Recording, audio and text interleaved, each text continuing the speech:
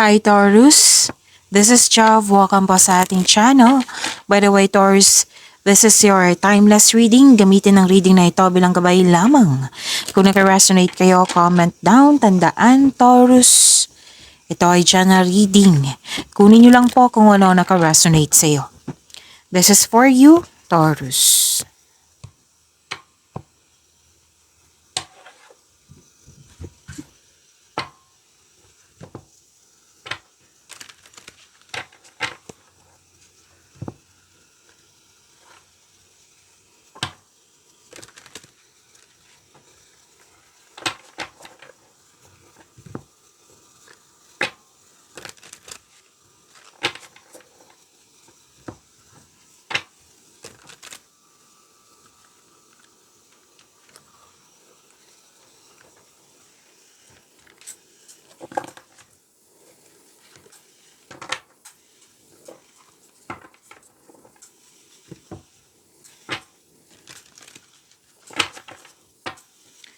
Para po ito sa iyo, Taurus.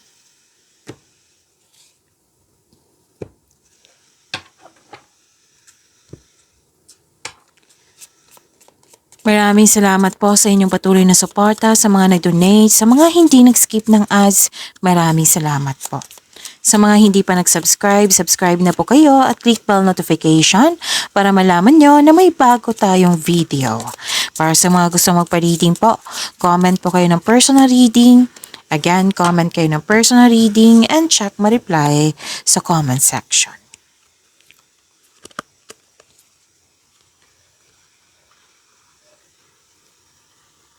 Malakas ang iyong intuisyon.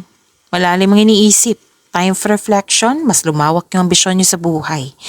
Maaring may malalaman kayong sekreto or may taong hindi totoo sa iyo kasi nga, malakas ang iyong intuisyon, Taurus. Prosperity is yours. May nag-uusap dito tungkol sa property or domestic matters. May nakita ko ditong staycation sa bahay. Pwedeng balak pa ito or nagawa na. Oo, pwede din na home base yung trabaho niyo po. At sana'y ma-overcome niyo po itong nakikita ko ditong anxiety, stress, or di kaya fear, doubt, or hesitation, or pwede ding overthinking. So sana'y ma-overcome niyo po. Kung nahihirapan kayo, then seek help. Okay?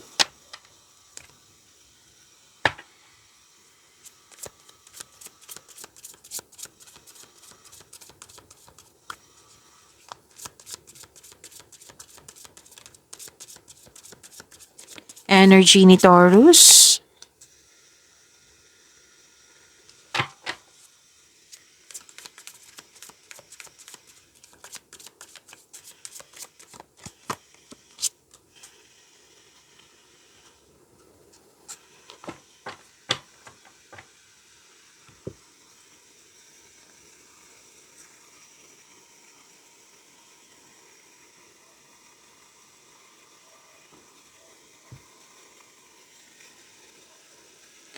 Okay, kung may napansin kayo na repeating message, lalo na sa mga bago dito, Taurus. Like for example, nanood kayo sa inyong monthly gabay tarot reading, weekly gabay tarot reading, at dito din, at may napansin kayo na repeating message, yan po yung pinupush ng course sa inyo na kailangan yung bigyan ng atensyon, solusyon, at aksyon kung maaari po. So, na yung energy ni Taurus.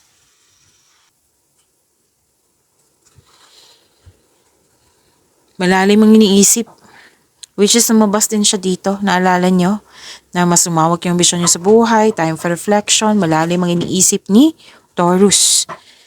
Nagmuni-muni, nag-iisip ng mga plano pangarap sa buhay, nag-iisip ng mga desires sa buhay. Pwede din pumipili ka, pwedeng sa bagay, sitwasyon, opportunity, sa tao. Like for example, pumipili ka ng manliligaw. Kung sino yung pinaka-genuine sa kanila. Pwede. So maraming ideas. Very inspired din kayo ngayon sa mga gawain nyo. Kasi gusto mong magkaroon ng karagdagang investment ng ilan sa inyo.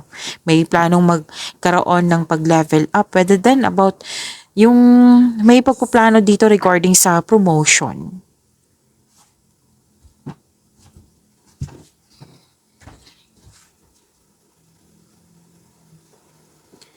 Ang ganda, granted yung manifestation mo, may new beginnings po. Opo, makaka-receive din kayo ng mabuting balita lalo na sa bagay na papasukan. Like for example, job application, scholarship application, loan application, kung ano man yung application na yan, matatanggap po kayo. Pwede din, kakasimulan nyo lang sa trabaho po or sa negosyo. Sabi ng yung card, ipagpatuloy nyo po yung pagsisikap nyo. Kasi nakita ko dito, sinabi ng card na magkakaroon siya ng self and financial growth. Maging bukas ka din sa mga advice ng nakakatanda sa iyo or may well-experienced na sa pinasukan mong karera. Pwede din naman sa buhay pag-ibig po. So, dalawang card mismo nagsabi dito na nag-advise po sa inyo na mag-ingat ka sa paggawa ng plano, galingan mo para magtagumpay ito.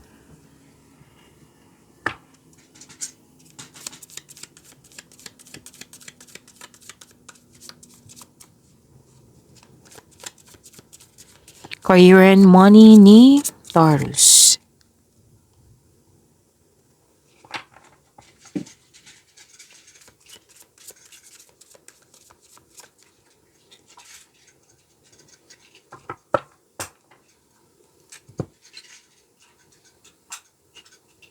May nakita ko dito na nagkaroon ng struggle or conflict sa workplace mo or sa mga ginagawa mo dyan.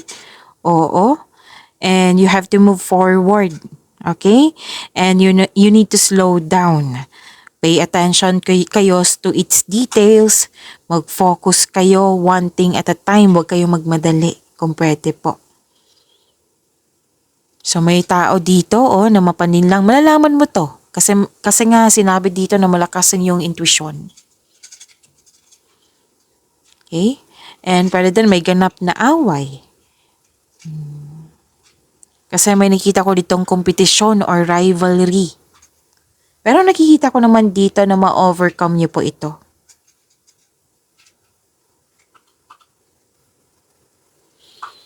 May travel ako nakikita dito. Umuwi kayo ng successful. You're moving forward to the next level. Ginagamit mo yung intuition mo to guide you to the next phase of your life with confidence. So, ang advice po ito, may advice ang card. To achieve a success in career and money, kailangan mo mag-focus na magkaroon ng determination at may clear intention sa bawat kilos nyo po. Okay, sa bawat intention nyo, dapat clear intention siya, pure intention. So, this is a go signal na gumawa kayo ng konkretong plano sa mga ginagawa nyo dyan. You have success in the face of difficulty. Yung sinabi ko kanina na ma-overcome mo rin tong mga challenges na ito. So, success, nakikita ko dito, claim nyo po, Taurus.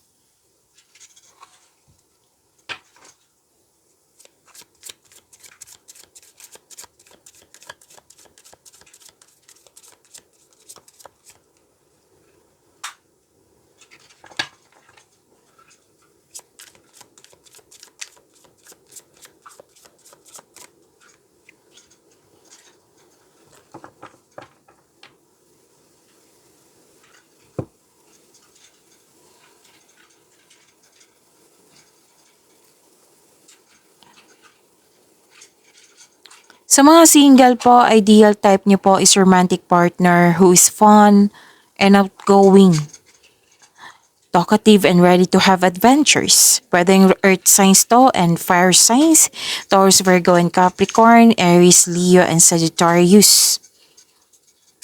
Kapwa nyo, Taurus. Pwede. Okay, sa mga marelasyon sa buhay mag-asawa, wala naman ako nakikitang problema dito. Masaya kayo at stable kayo. So, claim nyo po.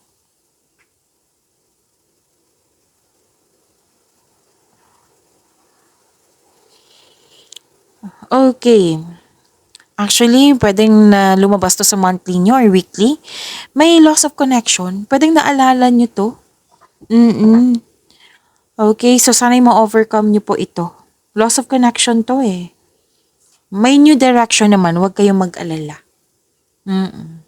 So, kailangan nyo magkaroon ng hope and healing. O kailangan din ng forgiveness. Oo, para magkaroon ng hope and healing para magkaroon ng growth. Pagyamanin niyo po yung blessings sa binigay sa inyo, Taurus. See you tomorrow. Maraming salamat po.